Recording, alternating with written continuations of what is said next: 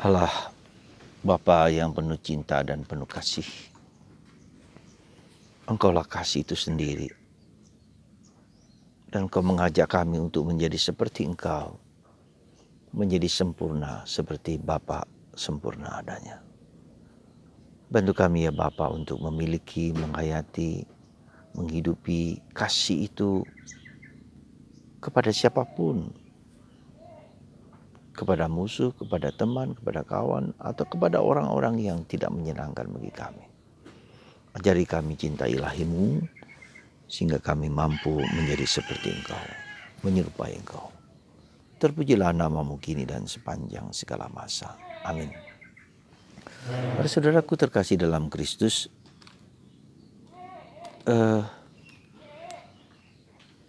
kasih kepada sesama mungkin mudah dikatakan, tetapi menjadi sulit dihayati dan dijalankan. Terutama kasih kepada musuh.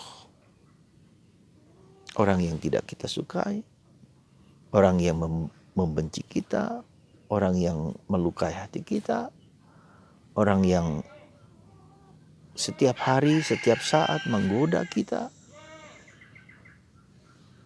Apapunlah yang membuat kita tidak nyaman. Katakanlah tanda petik kasih musuh dalam arti yang luas sekali. Ya. Nah, sementara ketika kita mengasihi orang yang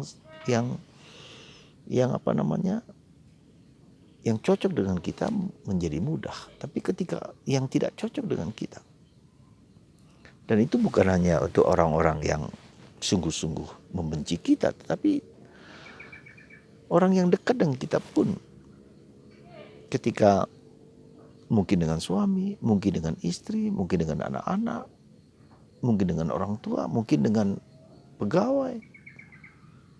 Ya. Nah, itu pun Yesus minta untuk mengasihi mereka. Betapa tidak mudahnya.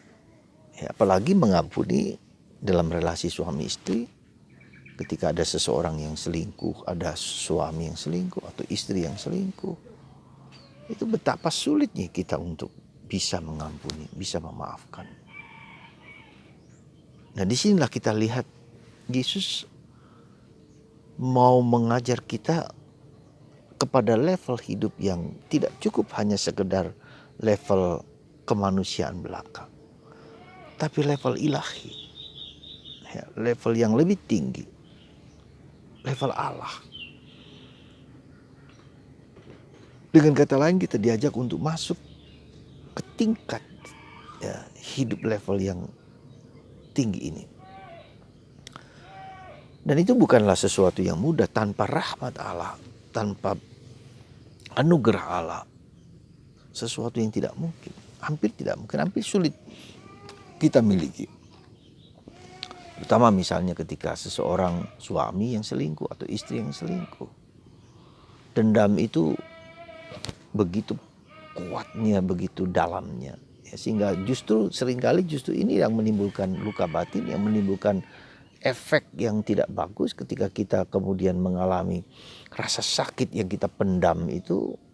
Ya, dan itulah yang membuat menjadi relasi suami istri menjadi jelek, relasi orang tua menjadi dengan anak-anak. Ya. Jadi saudaraku terkasih dalam Kristus, sekali lagi yang mau diajak Yesus kepada kita bahwa kita diangkat kepada level kasih yang level Allah, gitulah. Jadi dengan kata lain kita diangkat menjadi manusia yang serupa, sepikir, seperasaan dengan Allah. Maka dalam Injil Matius, dalam sabda bahagia hendaklah kamu sempurna seperti Bapamu sempurna adanya.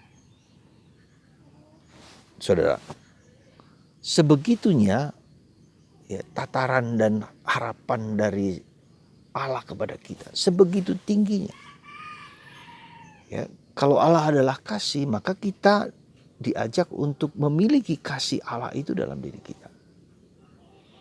Ya, itu yang saudaraku terkasih, panggilan kita yang paling dasar, ya, menjadi seperti Allah, sempurna seperti Bapa. Ya. Dan ketika lalu hidup kita hanya menjadi kasih gitu loh. Ya. Nah, bagaimana sulitnya kita mencintai dan mengasihi itu kita tahu dan kita sungguh-sungguh berjuang dan bergulat. Ya.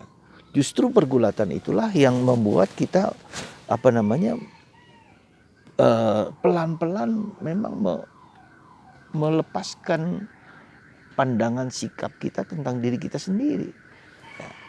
Justru seringkali ketika kita mau menghayati cinta, Tuhan memberikan kepada kita yang sulit kita cintai. Ya.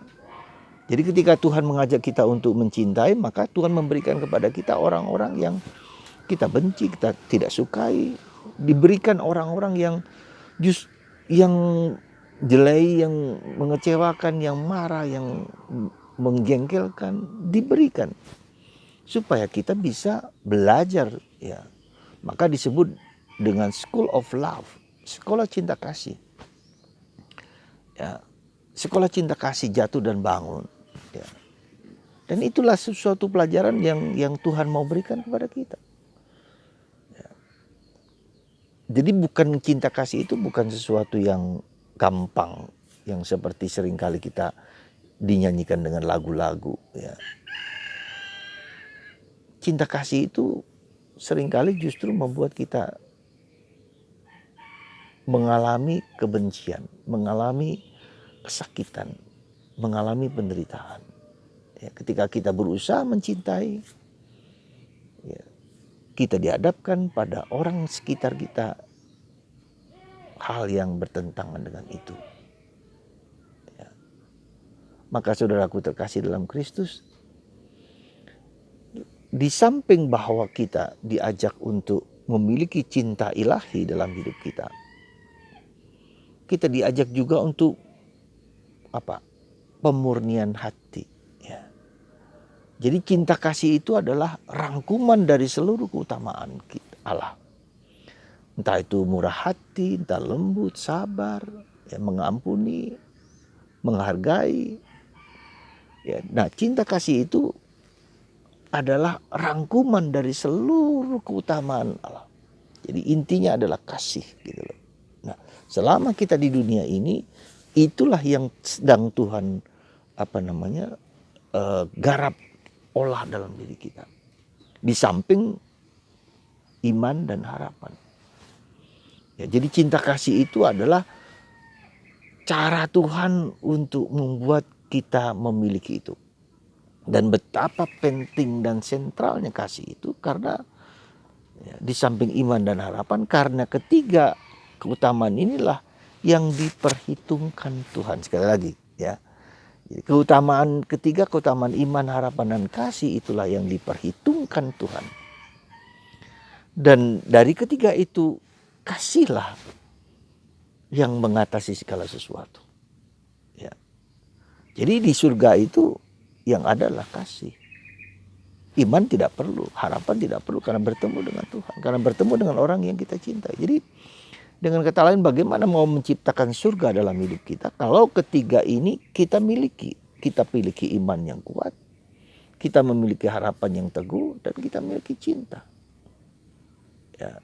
Nah, saudaraku terkasih dalam Kristus, jadi kasih itu adalah, sekali lagi, Allah adalah kasih. Kita diajak untuk memiliki kasih Allah, kasih ilahi, ya. Bukan hanya kasih manusiawi. Maka kita dikasih orang-orang yang tidak suka dengan kita atau kita tidak suka dengan mereka. Itu ya, mau apapun juga, siapapun juga, entah imam, entah biarawan, entah suster, siapa, pergulatan kita untuk menghayati iman itu, menghayati kasih itu yang pertama. Jadi Allah adalah kasih. Jadi kita menjadi sempurna seperti Allah. Yang kedua, kita diajak untuk memiliki puritas cordis, kemurnian hati, ya, hati yang murni.